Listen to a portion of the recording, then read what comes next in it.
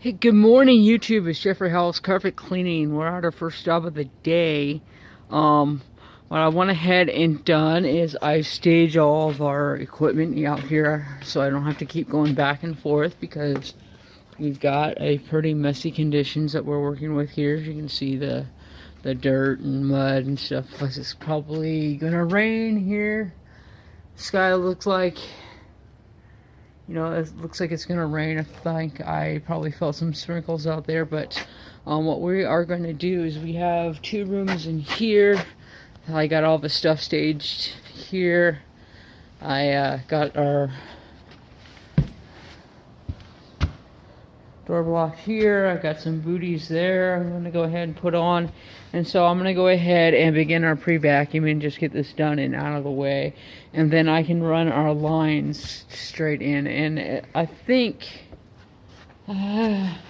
it's tough to say. What I do is that this is my indoor hose. I don't drag it outside. I carry it everywhere.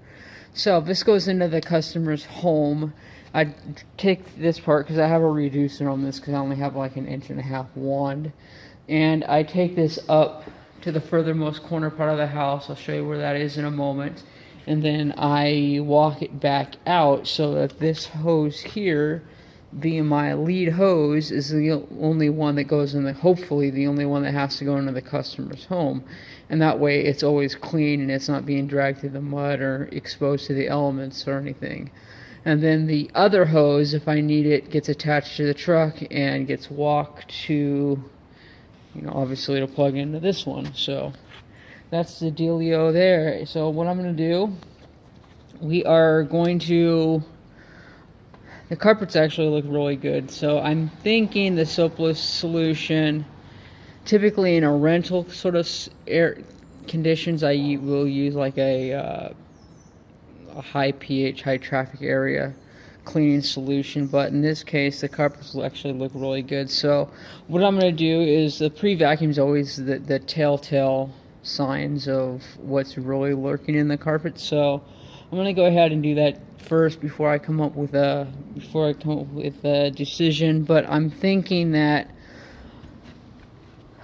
a little bit of peroxide for sanitization and some sodium bicarbonate, which is basically the same thing, soapless solution. It works really good on pretty much everything, so I'm thinking that will probably suffice for what we're doing here today. So without further ado, I'm going to go ahead and throw some booties on and grab the Kirby and get going here. Alright, you guys, spent some time chewing the fat with the owner, so it was pretty cool. Anyhow, I'm doing a walkthrough right now and do our pre-vacuum. So this is what we got. We got one bedroom up here, fairly small, looks like maybe 100 square feet or so. And then we have ourselves our second bedroom, which is a little bit smaller. I would say this one, this might be 100 square feet as well. It might be more like 80 or 90. And then we have this little stairway here. It's just sort of like a split level, so it's not a full stairway. And then we've got a few more steps here leading downstairs, and then it's this laminate flooring. So, with all these stairs, I would say this is probably equivalent to just one stairway. So anyways, we got 3 areas that we're going to be doing today. We get those cleaned up. We'll begin with the Kirby vacuum up here. Get things looking really good. Vacuum up. So the process is going to be the Kirby vacuum. It's going to be the pre-spray. It's going to be the manual agitation with our carpet rake. And then we are going to power up our truck, let the water heat up a little bit. And then we're going to go ahead and extract, hot water extraction. But then I also have a big dry ease fan that I'm gonna move around these rooms. I'll probably stick it in here once I'm done with this room, and then I'll go over to the next room over here. While the fan is set up in there drying, and when I get done in here, I'll put the fan in here while I am going down the stairways. So that'll just be to try to help dry in this wet, cold weather that we are experiencing right now, because the carpets do take a lot longer to dry. I had a customer call and complain. Does the carpet usually take a day to dry? And typically, they under normal conditions, they dry in about an hour, 2 hours. But when it's wet, it's weird. It goes between dry and wet, and it's cold. So there's like very little evaporation going on, especially inside the home, because people are keeping everything closed up and tight. So there's no breathing really that's going on. And so evaporation can't happen. So that's one thing you can do. Here is a hint. Turn the bathroom fan on if there is one. Yes, there is. There's an exhaust. Now, it doesn't seem like that really does anything, but it is ever so slightly causing airflow inside of the house. So that will help to increase or decrease the dry time. Anyways, we have our dry ease fan, so while those are going, there's no need to have the fan going on. So, and I believe he might be putting, typically I don't advise turning the heat on to dry the carpets, but in this situation, it's probably the best thing that you can do, especially since it's vacant. So the little bit of heat will cause high and low pressures inside the house and hopefully get some air movement going on.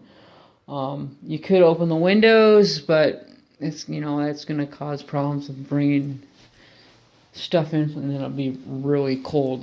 There are people moving in tomorrow, so we're going to get this place cleaned up and as good as we possibly can. Okay, it's roughly 10 o'clock, and the last job I did yesterday, 3 or 4, something like that, or at least that's when I made up this product, or remember making it up. So I had a couple gallons left over. I didn't use it all, but I made it up knowing that I had a job today. This stuff has about a 16-hour life, so it's pushing about maybe less than 10 hours, 8, 9 hours, something like that. But anyways, you can revive it, just add more product to it and it revives it up. So the granules for this particular solution, I just took another scoop. It mixes 2 scoops per gallon, so it was made with 4. So since it sat for a few hours, you just add another scoop and it'll revive it and boost it up, and possibly even stronger than what it was. Anyways, there is peroxide in there, quite a bit actually. So we're gonna go ahead, and because we have so much, we're probably just gonna generously apply it just to use up what we can, because if we don't use it up, it will go bad. Got a commercial job tomorrow, a couple commercial jobs tomorrow, so we won't even be using this product, so it will go bad if we don't use it up. So we'll put it generously in here, then we're going to agitate using the grande broom. We'll go ahead and pre-spray everything. Then we'll, like I mentioned before, we'll bring our hoses and lines up, get them up here to where they need to be, and then walk them back out towards the truck and see how much more hose is going to be required. I know the solution line is more than long enough. The vacuum hose, we may need to get a second connection just to go from inside all the way back out to the driveway into the truck. But with that said, I think we're just going to go ahead and get this party started. Alright, so you can see that the room is finished and raked out, and then we went ahead and we put our dry ace fan. I've been calling it dry ease. I think I have another dry ease or something. I don't know why I got the names confused. I do that a lot. But anyways, dry ace is on there, forcing that air directly down like those little pods, except this thing is about 5-6 times stronger than those little pods. It's just putting on a whole lot more air.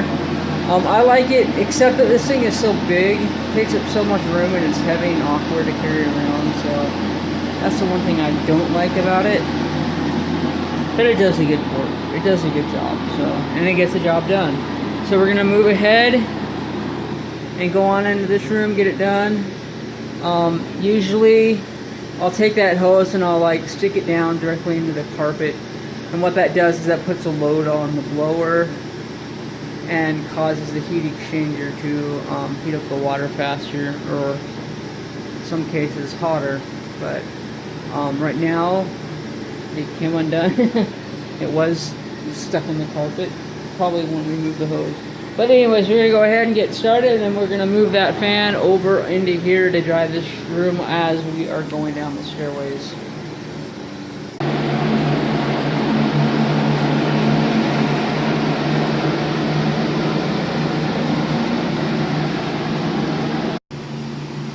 So we have completed the stairways, that little run there and this run here.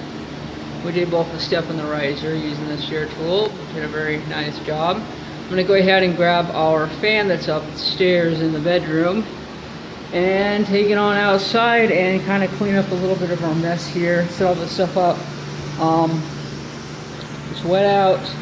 Didn't want to bring dirt in. These floors are clean, and the booties always do a good job with just keeping the floors clean. Now they are pretty dirty because carpets are not clean. Carpets have a lot of dust in them, so when you put down your pre-spray and start walking around, you start collecting quite a bit of dirt. But anyways, you guys, this here is a Google job. Got off of Google Maps. And I recently got off the phone about 10 minutes ago with another Google Maps job that I'm going to be doing later today. It is possible to rank your business to show up in a bunch of surrounding cities where you're located. However, Google will claim and swear that that is no longer the case. You can no longer do that.